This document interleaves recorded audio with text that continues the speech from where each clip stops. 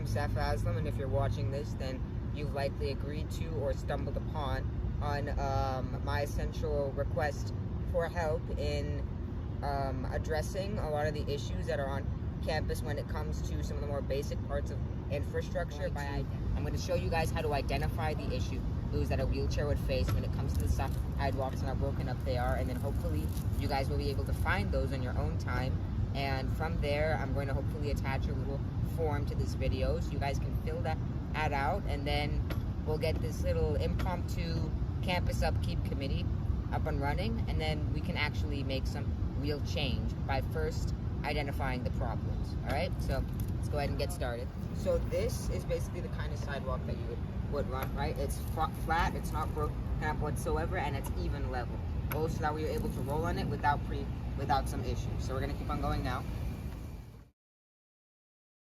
So you see how this street lamp essentially makes it what's already now become a very narrow sidewalk much narrower. It makes it a lot harder for me to navigate my wheelchair between these two very small areas and then keep on going. Now, when you look to the side, you'll see that this narrow sidewalk is also right next to a very steep hill.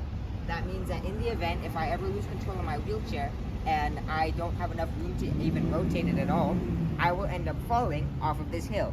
That means I will likely die or at least very severely injure myself, because this is a very big heavy metal wheelchair, and when it goes tumbling, I would usually break my neck or at least break my arm or something very not fun. So this is something that to look out for. It's not just about the sidewalks themselves. Think about what's beside them as well. Is it too narrow? Is it next to something that looks like if you lose control of a wheelchair, you could end up falling and getting hurt off of? That's another thing to think about as well. Let's keep on going. Because the sidewalk is so thin, nobody else can walk beside you as well when you're in a wheelchair when it's this thin, right? That means that anytime there's a jogger coming, or better, if somebody on a bicycle comes on this, or on a scooter or whatever, I can't move out of the way. That's a recipe for disaster. So that's another thing to think about as well. It's about the thinness and being able to have more than one person on each side, right? The next issue. So again, lamppost, making it very difficult to move across. But also, you see now how I'm a bit tilted to the side. That's not movie magic. That is because the hill has essentially gone up and it's made what should be a level sidewalk very unlevel. That makes it a lot more difficult to control this wheelchair and prevent it from falling into the road. Now we're going to focus on, this is when a cracked sidewalk becomes too much. It's one thing when it's just one crack, but you see now how it's become almost broken up and impossible to move over. It makes it very difficult to, again, control my wheelchair while going across this, because all of these are broken up into different chunks and just become basically impossible to move across without bumping up and down and losing control of the wheels slightly. And again, next to such a steep hill, makes it even worse. So that's something to look out for as well. Cracks in the sidewalk, it's one thing when they're thin. It's another thing when they become this bad and nothing's done about them.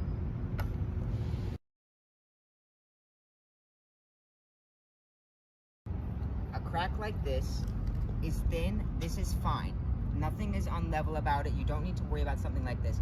But when it gets to that level, that's when issues really start to pop up. And usually something like that starts out as something like this. But over time, people ignore it, and then it just keeps on getting worse and worse. And then you end up with situations like that, and situations like what I'm about to show you. So this is where I have to draw the line, because my wheelchair actually can't go over something like this.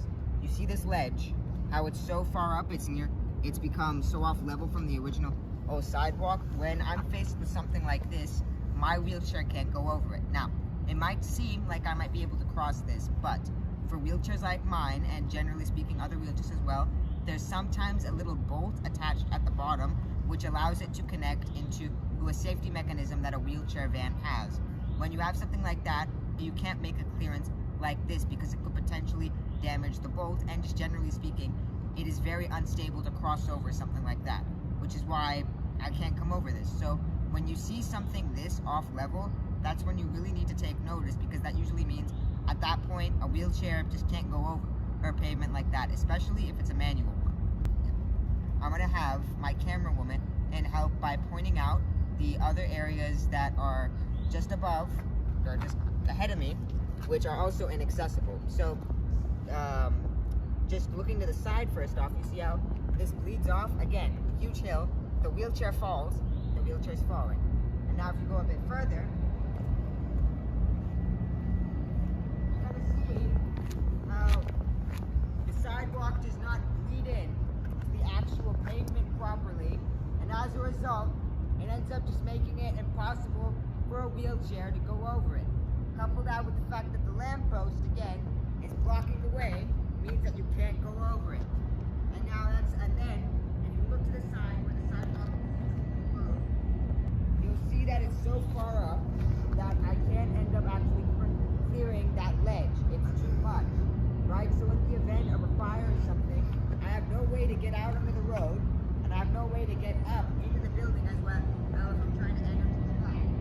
Now the final cherry on top, if you go over there, look down straight up, no tire, no wheelchair, and full electric, rough terrain or whatever, be able to cross that. This is the way that it's off level. So the big thing here is that when you're improving stuff like this, you're not just making things easier for disabled students, but you're just making them better for students in general, right? All of these issues, they might not seem like they affect you, but I can assure you, when they're fixed, it's gonna feel so much better just to walk on them. You won't have to worry about small things like that ledge over there. There can end up being a puddle accumulating there as well, which will affect everyone. When you improve things like this, you're making it better for everyone on the campus, not just for a specific subset of students. And as a result, that's why I think it's really important to address issues like this, because it might just seem that you're doing this for disabled students, but you're doing this for yourself as well. You're doing this for everybody who's going to come after us as well.